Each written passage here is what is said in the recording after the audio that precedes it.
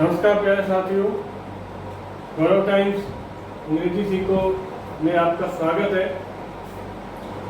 प्यारे छात्रों, आज हम यूज ऑफ वर्ब यानी क्रिया का प्रयोग सीखेंगे। क्रिया का प्रयोग एक नया टॉपिक है।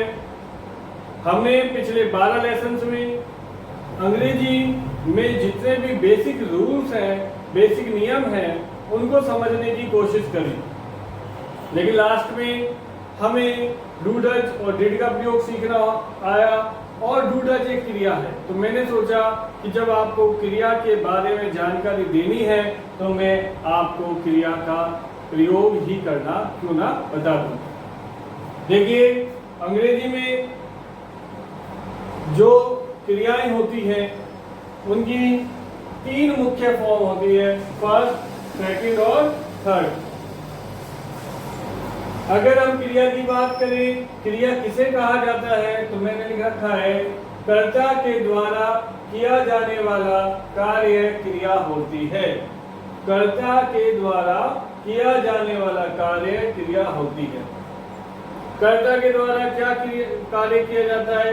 हमने वाक्य बोला, उदाहरण के रूप में हमने वाक्य बोला, एग्जाम्पल के रूप में सुनिए आप।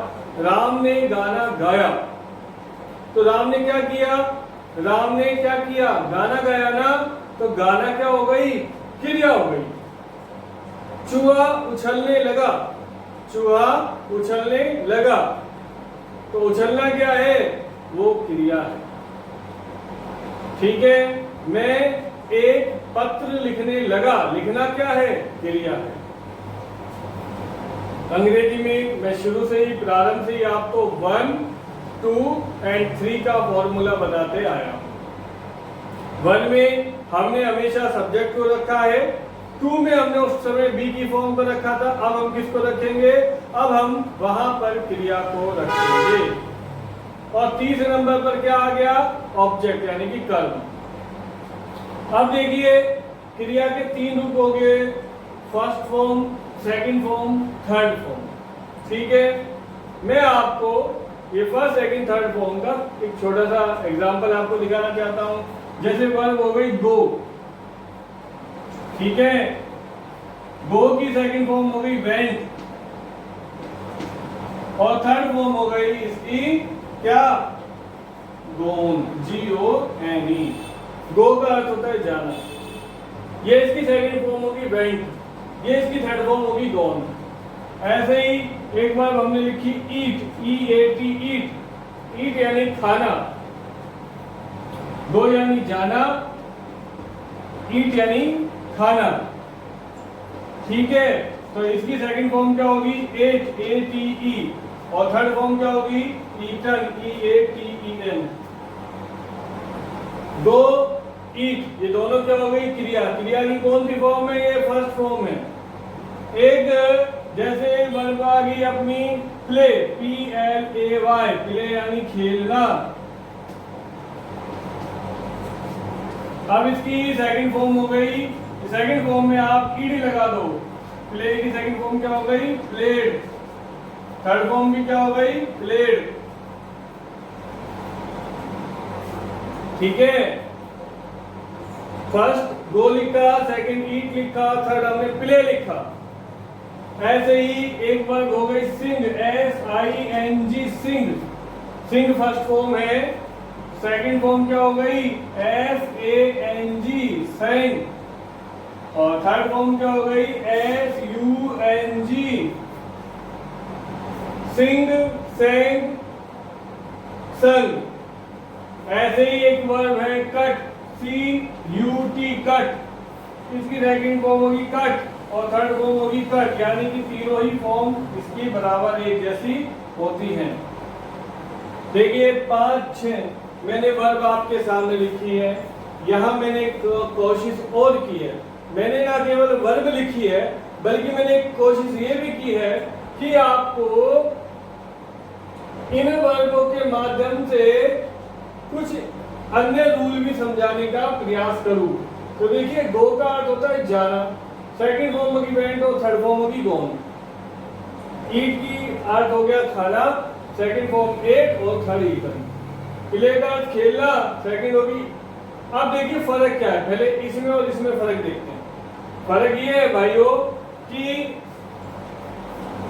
यहां जो सेकंड फॉर्म बन रही है, सेकंड और थर्ड, तो गो और ईट की तो अलग अलग हो गई, लेकिन प्ले में हमने केवल ईडी लगाया, यानी कि जो प्ले की सेकंड फॉर्म है वही प्ले की थर्ड फॉर्म है। समझ में आ रही बात? ये बात समझ में आ गई? तो सेकंड और थर्ड बनाने के लिए यहां हमने किसका प्रयोग कर लिया? ईडी का। अब देखिए सिंग, सिंग में यहां हमने सेकंड में तो ए लगा दिया और थर्ड में हमने यू लगा दिया। सेकंड और थर्ड फॉर्म बनाने के लिए हमने ए और यू का प्रयोग किया। और नेक्स्ट देखिए कट, कट में तीनों ही वर्ग समान हैं, ठीक है। सिंग का अर्थ गाना और कट का अर्थ काटना। मैं आपको हल्के फुल्के रूप में यह बताने की कोशिश कर रहा हूं कि क्रिया की फर्स्ट फॉर्म जो होती है वो क्रियाएं सेकंड और थर्ड में आकर बदल जाती है। कुछ फॉर्म ऐसी होती हैं जो फर्स्ट से बिल्कुल अलग होती है, ठीक है, वो सेकंड और थर्ड फॉर्म अलग अलग होती है। जैसे यहाँ पर कुछ ऐसी फॉर्म होती है जो सेकंड और थर्ड बराबर समान होती है, जैसे देखो ये सेकंड फॉर्म और थर्ड फॉर्म एक जैसी है। कुछ ऐसी होती है जिसमें हल्का फुल्का फर्क आता है, जैसे में ए और यू का आया है, ठीक है। और कुछ ऐसी होती है जो तीनों ही रूप में होती है। इस प्रकार से अंग्रेजी में जितनी भी क्रियाएं होती हैं, हम कितनी क्रियाएं होती हैं इसकी कोई गिनती नहीं है, फिर भी कम से कम आप अपने सुबह से लेकर शाम तक के रूटीन में जितनी बार आप लोग कार्य करते हो, हम लोग कितनी बार कार्य करते हैं। देखिए सुबह उठना हो गया, घूमना हो गया, फ्रेश होना हो गया, ब्रश करना हो गया, बाथ नहाना हो गया, ठीक है, वियर कपड़े पहनना हो गया, ठीक है। ये तो सुबह सुबह की क्रियाएं हो गई। उसके बाद WOR के वर्क करना हो गया, उसके बाद गो यानी जाना हो गया, वॉक WAL के वॉक घूमना हो गया, उसके बाद ड्राइव DRIV ड्राइव हो गया, स्पीक बोल रहे स्पीक, देख रहे सी, सो रहे स्लीप, ठीक है, किसी को गले लगा रहे हग, किसी से हाथ मिला रहे हैंडशेक, ठीक है। अब अभी वर्तमान में जैसे कोरोना चल रहा है तो हम अपने हाथों को जो दवाई से सैनिटाइज कर रहे, तो सैनिटाइज करना भी एक क्रिया हो गई। अगर हम कोरोना से स्वयं को बचा रहे तो बचाना, सेव SAVE सेव क्रिया हो गई। ऐसे ही अगर हम घर में रुके हुए हैं तो घर में रुकना क्या हो गया? Stay STAY। एक शब्द चल रहा है आजकल WOR के work, FROM from, HOME home, work from home. इसका अर्थ हो गया घर से कार्य करना। अगर हम पढ़ रहे हैं और पढ़ाई हम कर रहे हैं तो रीडिंग टीचिंग, मैं पढ़ा रहा हूं ये टीचिंग है, तुम पढ़ रहे हो ये रीडिंग, स्टडिंग, स्टडी करना, रीड करना, ये पढ़ना, अध्ययन करना, लिखना WRIT राइट। समझ में आ रहा है आपको? मोबाइल देखिए, आप मोबाइल पर आप कोई फाइल डाउनलोड कर रहे हैं, कंप्यूटर पे डाउनलोड कर रहे हैं ना, तो डाउनलोड एक वर्ब है, क्रिया है। अगर आप किसी को मैसेज भेज रहे हैं तो भेजना भी एक क्रिया है, तो आता है ना SEND लिखा आता है मैसेज पर, सेंड। यदि आपको मैसेज अभी नहीं करना, मैसेज बनाकर आपने रख लिया तो उसमें लिखा आता है DRAFT ड्राफ्ट।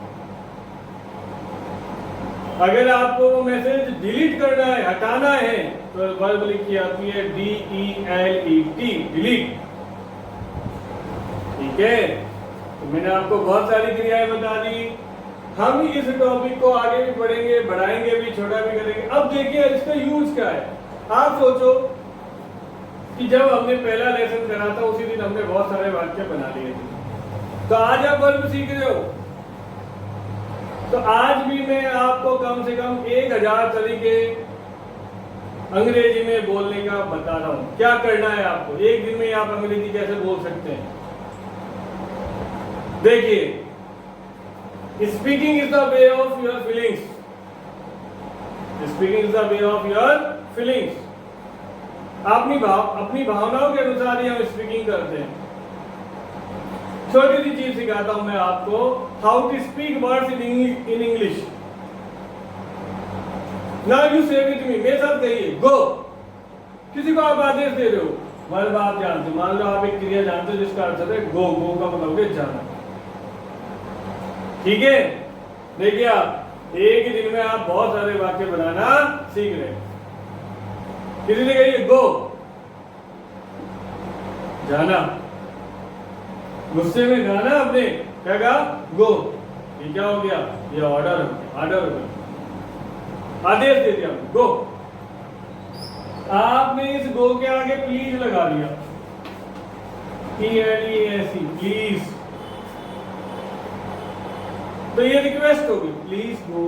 आवाज का टोन चेंज हो गया, बदल गया।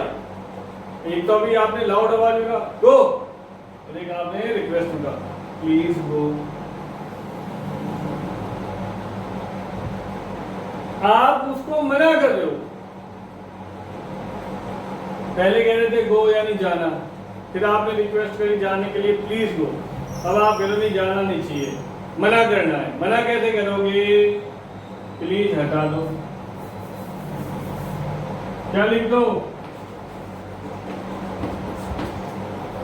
Don't go. क्या लिख दिया आपने, डोंट। यही आपने धीरे बोला तो डोंट गो, ये रिक्वेस्ट होगी, और इसके आगे प्लीज लगा दिया तो प्लीज लगा दिया तो प्लीज डोंट गो। अब इनका प्रयोग आप आगे में देखो, ईट, खाओ, डोंट ईट, मत खाओ, प्लीज ईट, खा लो, प्लीज डोंट ईट, हो गया ना 4 वाक्य। प्ले, आप कोच, आपने कहा प्ले, खेलो, आप मना कर दो, डोंट प्ले, मत खेलो। रिक्वेस्ट कर दो, प्लीज प्ले, खेल लिया। रिक्वेस्ट करते हुए मना कर रहे हो, प्लीज डोंट प्ले।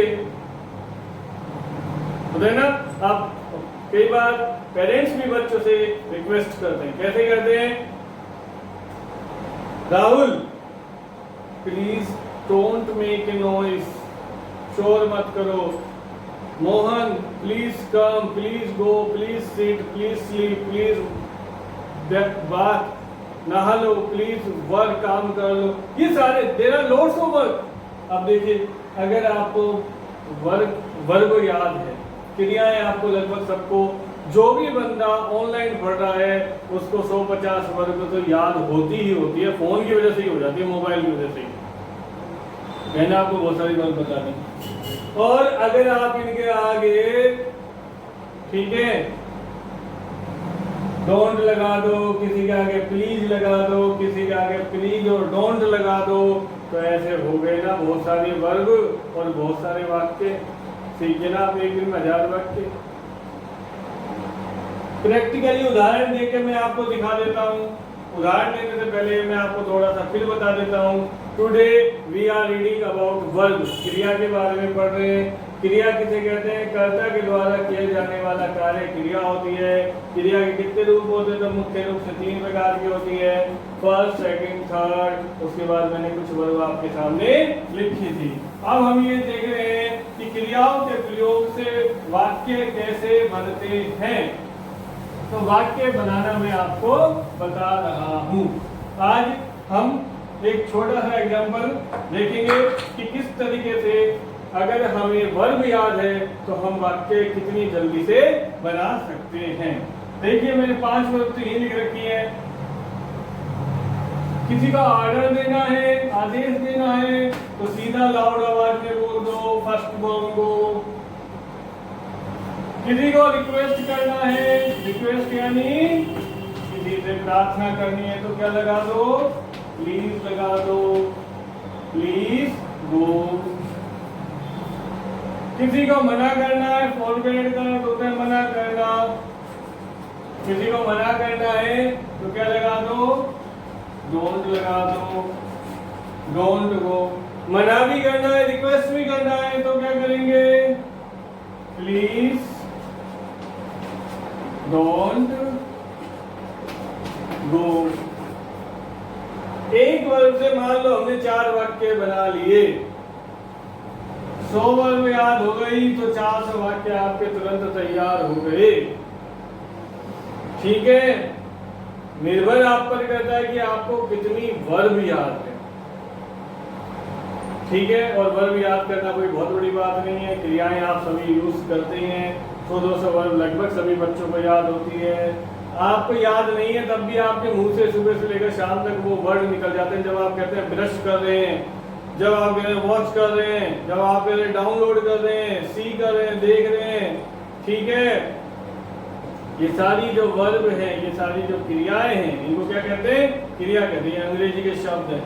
तो आई होप आप, अब हम इसको ही पढ़ेंगे, आप भी अपने जो स्टडी मटेरियल है, जो आपके घर में पढ़ने की चीजें, उनमें देखना वर्ब का एक अलग से पोर्शन निकलेगा, उसको पढ़िए, उसको समझिए।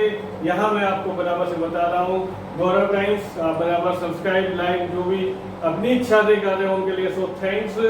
और मैं अपना बेस्ट कर रहा हूँ, आप भी अपने बेस्ट के लिए तैयार रहें। हम फिर मिलेंगे इसी उत्साह और उमंग के साथ, तब तक के लिए नमस्कार।